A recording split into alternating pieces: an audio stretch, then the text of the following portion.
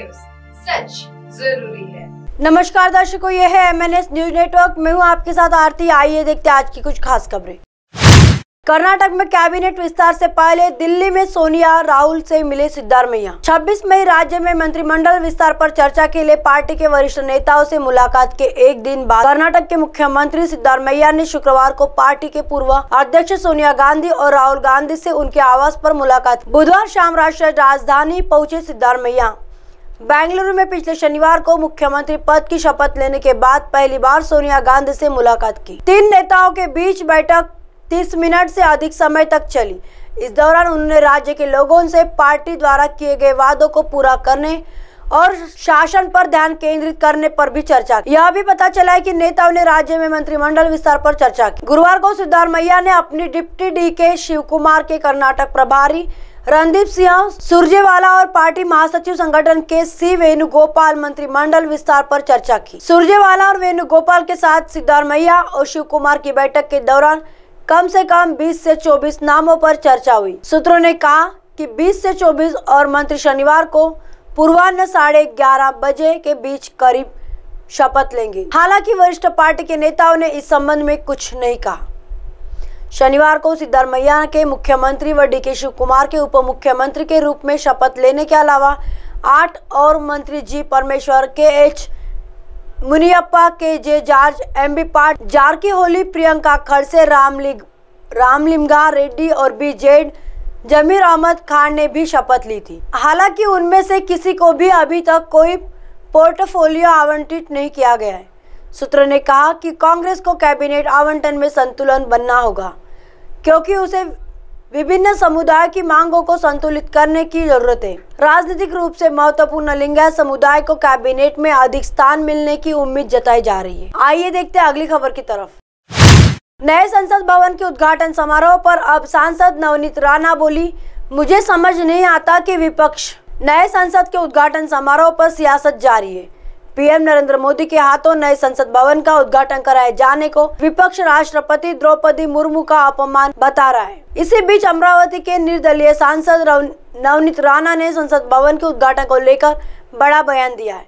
उन्होंने कहा कि वे विपक्ष इस बात से परेशान है कि PM मोदी ने वो किया जो वे विपक्ष नहीं कर सके। उन्हें PM मोदी से परेशानी है। विपक्ष को केवल PM मोदी से परेशानी है। अमरावती से सांसद नवनीत राणा ने कहा, पुरानी संसद अंग्रेजों ने बताई थी कि लेकिन नई संसद के पीछे का दिमाग और काम भारतीयों का है और मुझे समझ नहीं आता कि विपक्ष इतने मुद्दे क्यों बना रहा है।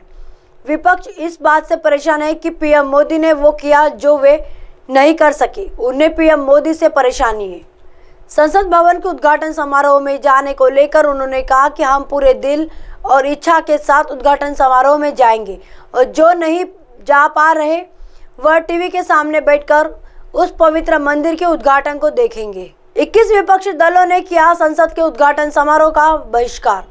बता दें कि 21 विपक्षी दलों ने एक सुर में नए संसद भवन के उद्घाटन समारोह का यह कहते हुए बहिष्कार किया है कि इस समारोह में राष्ट्रपति को न बुलाना उनका अपमान है। विपक्ष का कहना है कि राष्ट्रपति संसद का मुखिया होता है और मोदी सरकार आदिवासी और महिला विरोधी। इसी वजह से राष्ट्रपति मुर्मू को इस कार्यक्रम से दूर रखा जा रहा है। गौरतलब है कि प्रधानमंत्री नरेंद्र मोदी 28 मई को नए संसद भवन का उद्घाटन करेंगे। आइए देखते हैं अगली खबर की तरफ। आज CM सुखविंदर दिल्ली में नीति आयोग की बैठक में शामिल होंगे। हिमाचल के मुद्दे उठाएंगे CM। आज दिल्ली में CM सुखविंदर सिंह नीति आयोग की बैठक में शामिल होंगे। इस दौरान CM सुखविंदर सिंह रेलवे विस्तार को लेकर बजट सहित मंडी ग्रीनफील्ड हवाई अड्डे के निर्माण पर बजट को लेकर भी बात कर सकते। शिमला मुख्यमंत्री सुखविंदर सिंह सुक्खू आज नई दिल्ली में प्रधानमंत्री नरेंद्र मोदी की अध्यक्षता में होने जा रही नीति आयोग की बैठक में शामिल होंगे। मुख्यमंत्री इस बैठक में हिमाचल के कई मुद्दों को उठाएंगे। माना जा रहा है कि मुख्यमंत्री सुखविंदर सिंह सुक्खू इस बैठक में GST क्षतिपूर्ति करने के अलावा हिमाचल के विभिन्न प्रोजेक्टों के लिए उदार वित्तीय सहायता की मांग कर सकते हैं। इस बैठक में केंद्रीय गृह मंत्री अमित शाह के भी मौजूद रहने की संभावना है। 2047 तक विकसित देश बनाने पर होगी बात। इस बात पर की बैठक की भारत को साल 2047 तक विकसित देश बनाए जाने पर केंद्रित होंगी। इसमें स्वास्थ्य, कौशल्य विकास, महिला सशक्तिकरण, बुनियादी ढांचे जैसे विषयों पर चर्चा होगी। इस बैठक में भी सभी राज्यों के मुख्यमंत्री अपने अपने मुद्दों को उठाएंगे। हिमाचल की ओर से मुख्यमंत्री सुखविंदर सिंह सुक्खू कई प्रोजेक्टों के लिए उदार वित्तीय सहायता की मांग कर सकते हैं। हिमाचल में रेलवे नेटवर्क विस्तार पर कर सकते बात। मंडी ग्रीनफील्ड हवाई के अड्डे के निर्माण के लिए धन के अलावा और कांगड़ा हवाई अड्डे के विस्तार से लिए पर्याप्त आर्थिक सहायता उपलब्ध करवाने की मांग भी मुख्यमंत्री कर सकते। हिमाचल में इससे एयर कनेक्टिविटी बढ़ेगी और पर्यटन गतिविधियों को अधिक बढ़ावा मिलेगा। हिमाचल में रेलवे नेटवर्क के विस्तार के लिए बजट की मांग इस बैठक में कर सकते हैं। दिल्ली में कांगड़ा वापस आएंगे सीएम। हिमाचल में पहाड़ी राज्य होने के कारण अधोसंरचना सुनिश्चित करने के लिए अन्य राज्यों की अपेक्षा अधिक बजट और संसाधन उपलब्ध करवाए जाने के साथ साथ विभिन्न प्रोजेक्टों के तहत उदार वित्तीय मदद उपलब्ध करवाने की मांग इस बैठक में की जा सकती है। नीति आयोग की बैठक के बाद मुख्यमंत्री कांगड़ा लौटेंगे और धर्मशाला में 28 मई को ओपीएस कर्मचारियों की आभार रैली में शामिल होंगे।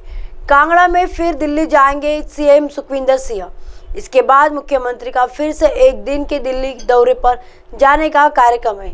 इस दौरान मुख्यमंत्री कांग्रेस के केंद्रीय नेताओं से मुलाकात कर सकते हैं।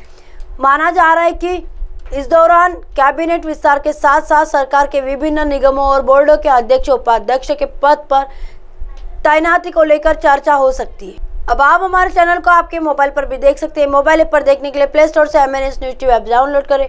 इंस्टा, लिंक, ट्विटर, हाईकुक, फेसबुक और कई सोशल मीडिया के प्लेटफॉर्म पर हमारा चैनल उपलब्ध है। आप इसे यूट्यूब पर भी देख सकते हैं।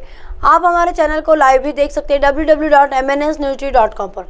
फिलहाल वक्त तो चला दर्शकों ब्रेक का। ब्रेक से लौटने के बाद देखिएगा देश और दुनिया की तमाम खबरें। बने रहिए MNS न्यूज पर। नमस्कार।